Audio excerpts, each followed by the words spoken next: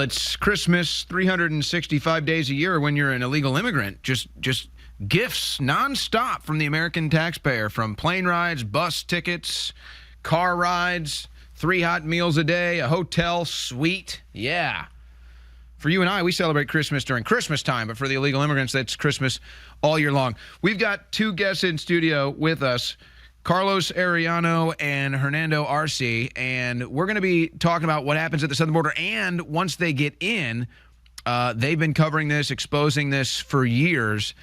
And I'm not sure where I want to start with you guys, other than just to say, when you look at the news just from today, and obviously this has been going on since Biden got into office, but just from today, 15,000 illegal immigrants in one day. There's now a new business where you sell bikes in Mexico City, and they just ride their bikes across the border. Governor Abbott says, oh, police are going to arrest illegal immigrants in Texas now. I doubt a single one will be arrested. So, I mean, but you've been covering this. Is it just numb to you, or is it still frustrating every day when you wake up and see the same headlines day after day after day? Well, first off, thank you, Owen, for giving us the honor to be on your show. Good to see you out of jail.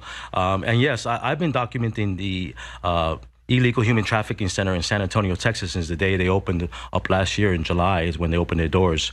And it is frustrating, but we have a mission to save the country.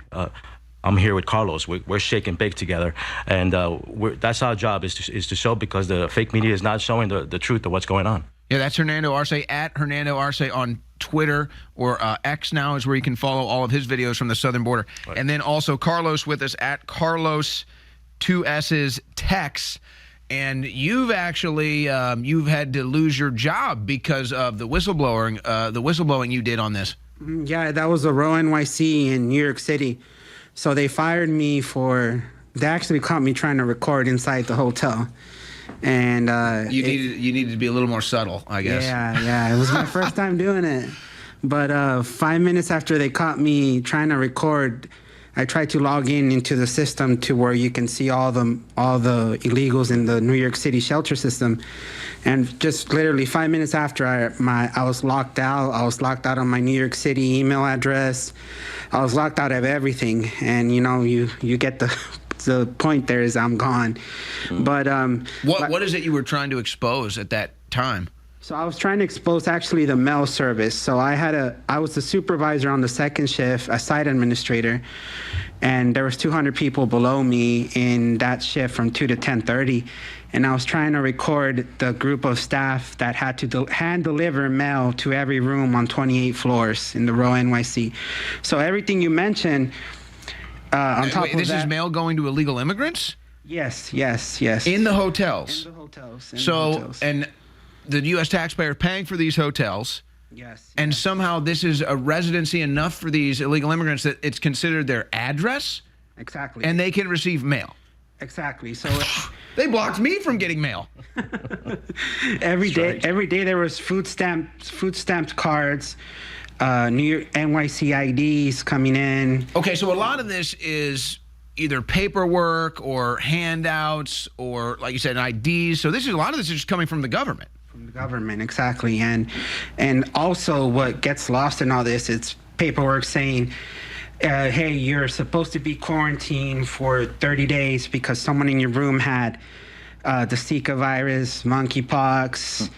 And when we checked the system, they send these letters out, and we checked the system, and they've been out in the city, checked out of the hotel for the past 3 days. So there's people who are sick, who are just going around New York City, Times Square. So the hotel that I worked at is on 700 and 8th Avenue, a block away from Times Square. So all these people who are sick, I had isolation logs where everything you can think of, it was in this hotel. People were sick, touching the buttons, going outside, and they were just roaming around the city, and all that the city would do is just send letters saying, you don't go out of your room. But So no real enforcement? No real enforcement at all. And they would tell us, you can't tell them to stay in there. The only thing we can do is have the city send letters, and that's it. Here's a lot of the problems that people see, and they ask, well, why doesn't anybody do something about it? Well, you tried to do something about it. You lost your job. Is that what stops? I mean, I would imagine most people that work and see this might not agree with it or be against it, but they don't want to lose their jobs, and so they just, as they say, oh, I'm just doing my job?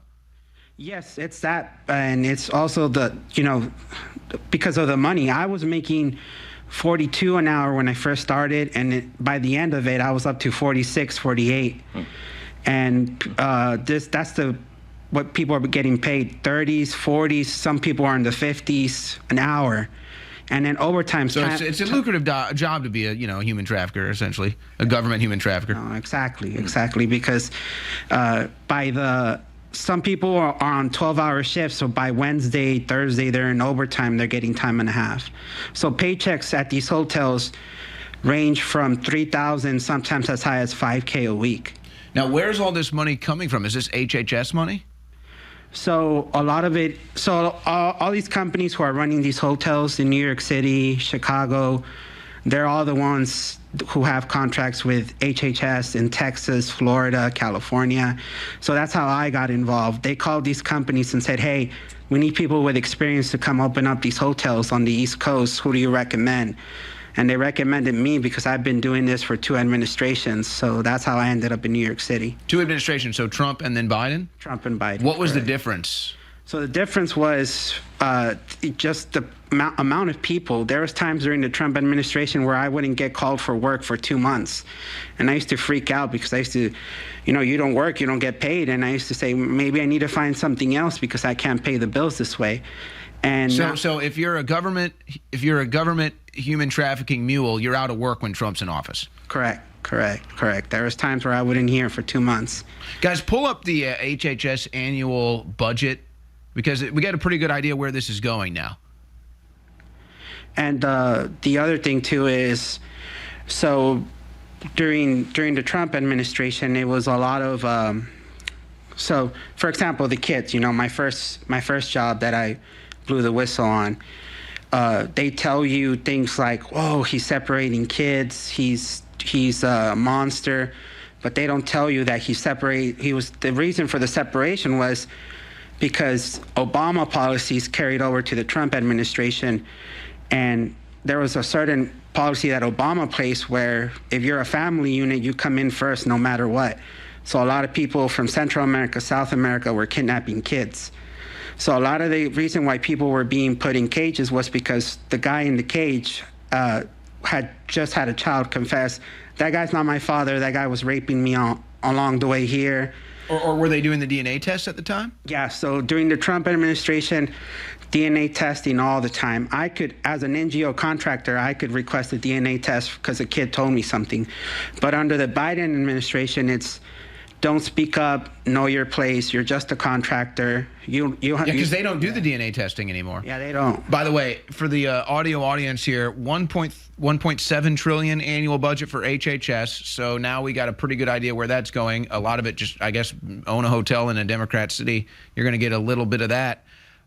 So, I mean, wow, when I hear you report this, I'm thinking, I can't help but think that they knew consciously from Obama, now Biden, that not doing the DNA testing and allowing the families to come in first was going to be a massive way to smuggle children into this country. Mm-hmm. Or anybody, really.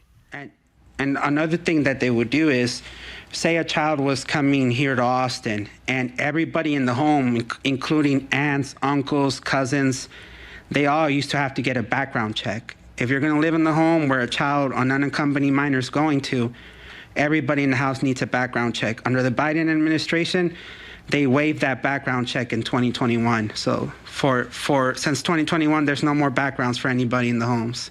I mean, the concern here is obviously stopping children from being raped, sex trafficked.